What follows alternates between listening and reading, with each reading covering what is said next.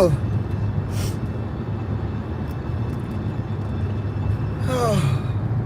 know, it's been about 3 months since I took the leap of faith to trust myself enough to act on something that was in my heart, which is be a content creator full time, because it's what I do anyway, right? But I just was not maximizing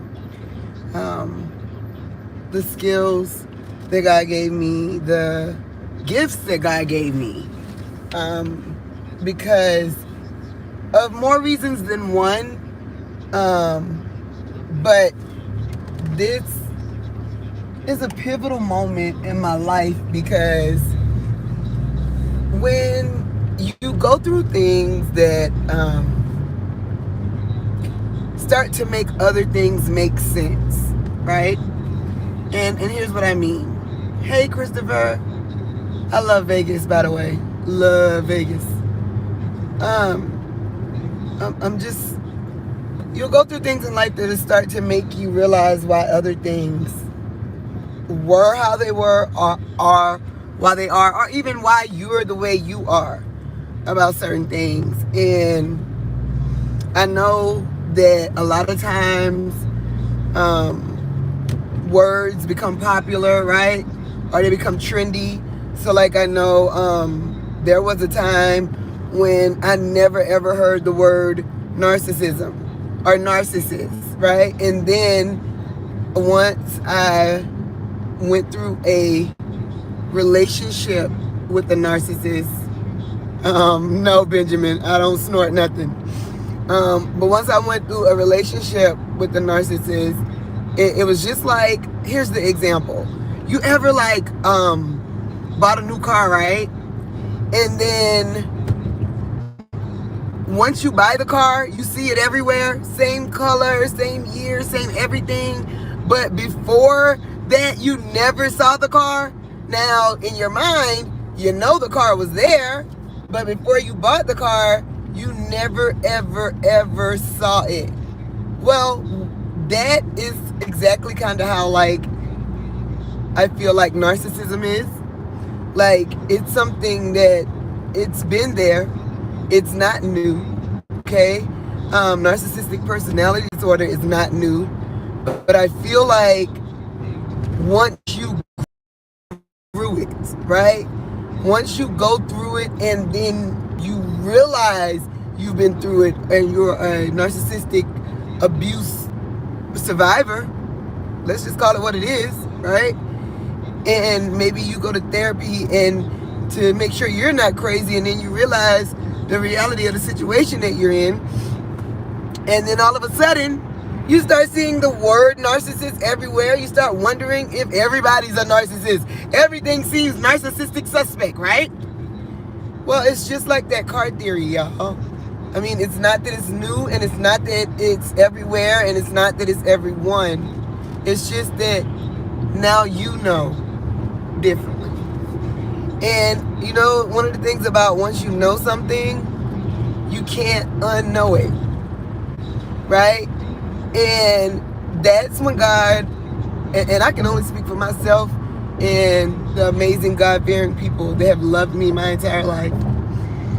Only when you know better does God hold you to another level of accountability.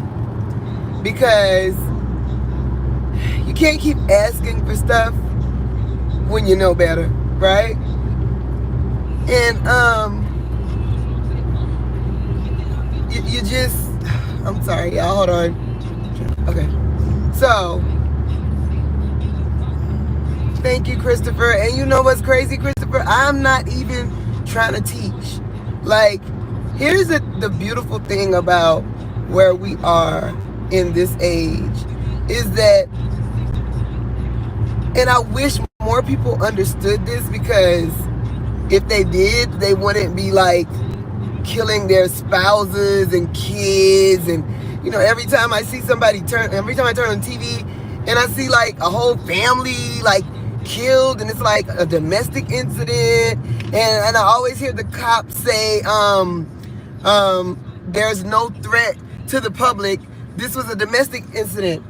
Well, that's exactly why it's a threat to the public. Because narcissism, y'all, is a threat to us all. Listen, I have tried a lot these last couple of years to really, really, really understand what I went through in my relationship, and still going through getting out of it. But I learned so much about myself because I was able to connect the why, right? Because you can't blame other people always, right? So there comes a point in your life where if there's a repetitive thing happening in your life, personal, professional, financially, whatever part of your life, and it seems to be repetitive, at some point you got to stop and realize that, okay, wait, let me stop and see what's up with me, or see what's going on with me, that I keep being a magnet for these type of situations. And you're able to, in this day and age, speak to strangers, some people might call it trying to teach or whatever.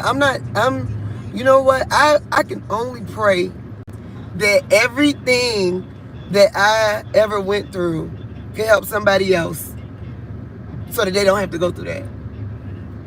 Like, because if there was a lot that I had known, things would have been different in my life, but I would have never been able to connect the dots.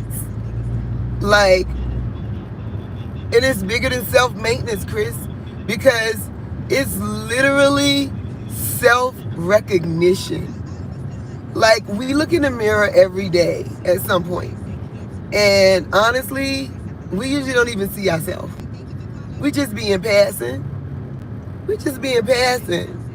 Because life be lifing, and this life in currently based on the life that happened before, that we put, lock away in a box somewhere, and then in our peripheral view we know the life that's destined to come.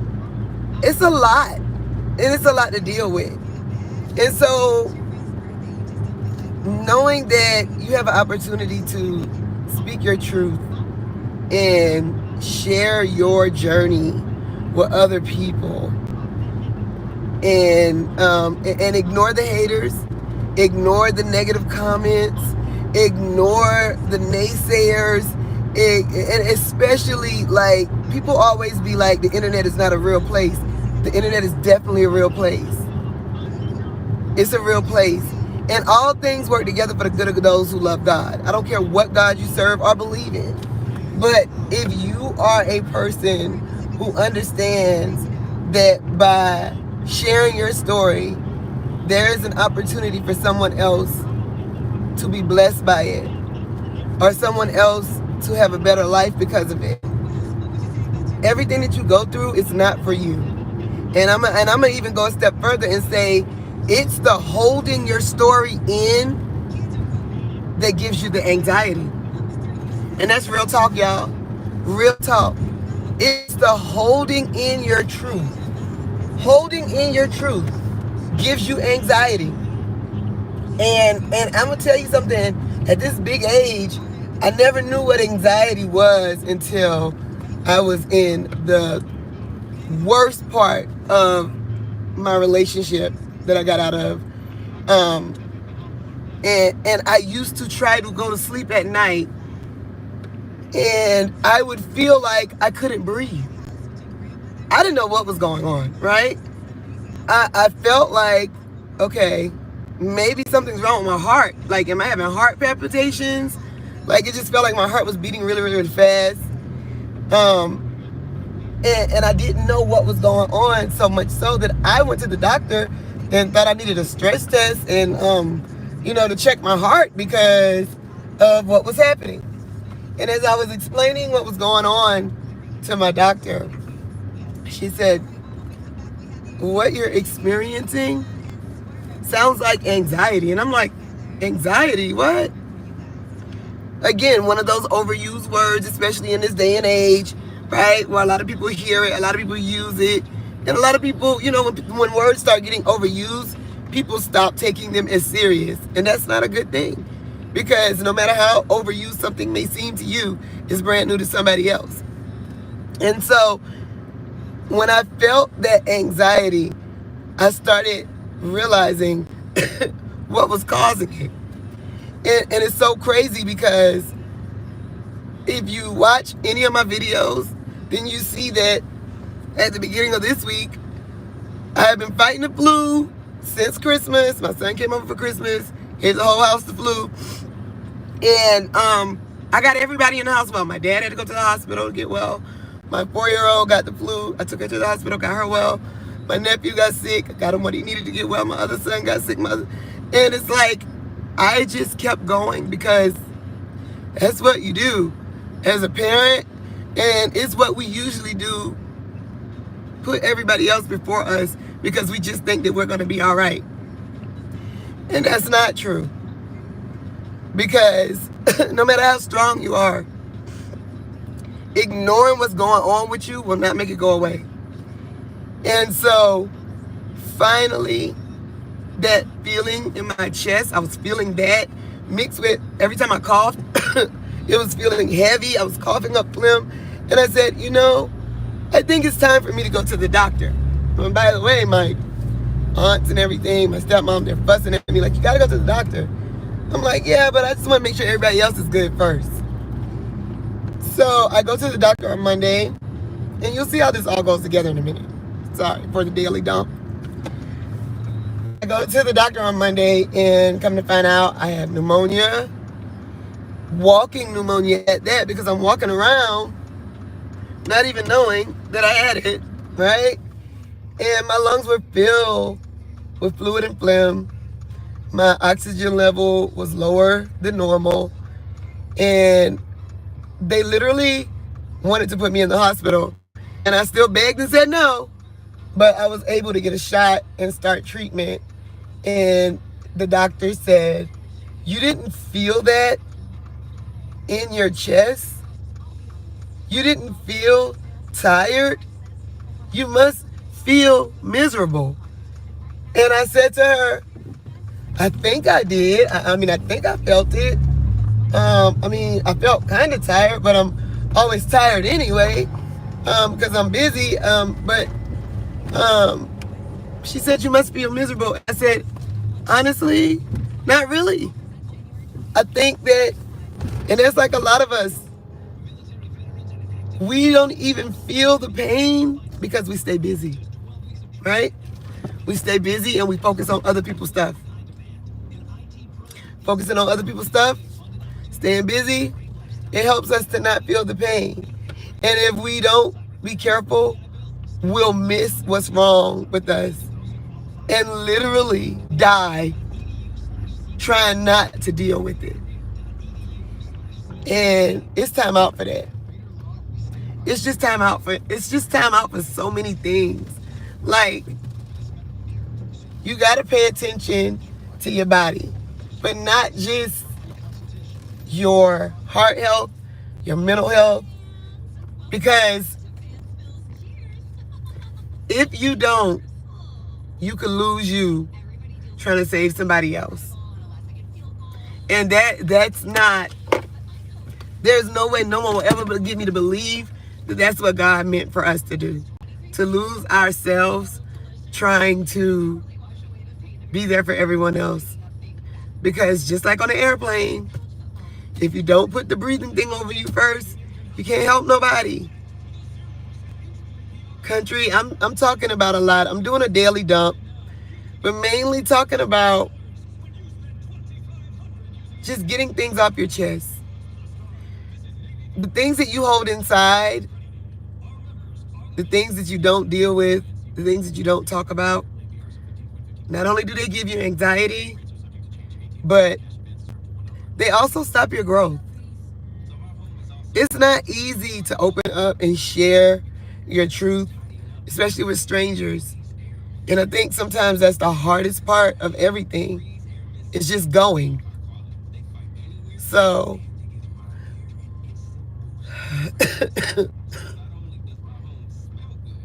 I just want everybody to know that everything that you go through is not just for you. Everything that you go through will tell you things about the people, places, things in your life. Like,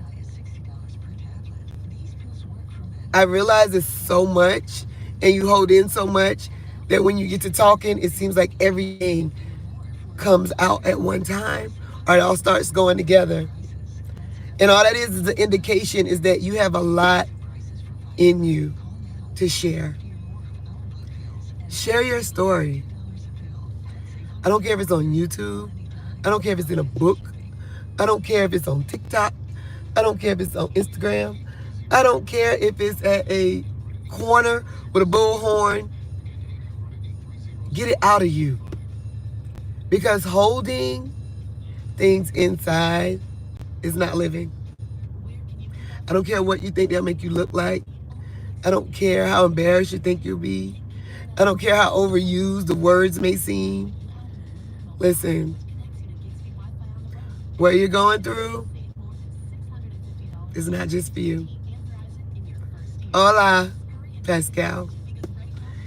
I just want to thank y'all for listening, and I just hope that somebody, because this message ain't for everybody, right? It ain't for everybody, and I get that, and that's okay. Every message ain't for everybody. That's the beautiful part of, everything. But for the people who the message is for, I know you got it, and I hope that you hear what I'm really trying to say. All right, I love y'all. I'll be back. What time is it? 11:18 Eastern. I'll be back in about an hour and a half, 2 hours. Hey, Charles, love you too. I'm from South Carolina originally. I'll be back in about 2 hours. And we'll do some, it's True Crime Thursday, so we'll do some True Crime Thursday on Lunchtime Lowdown, all right? I love y'all. Pray for California. Thank you.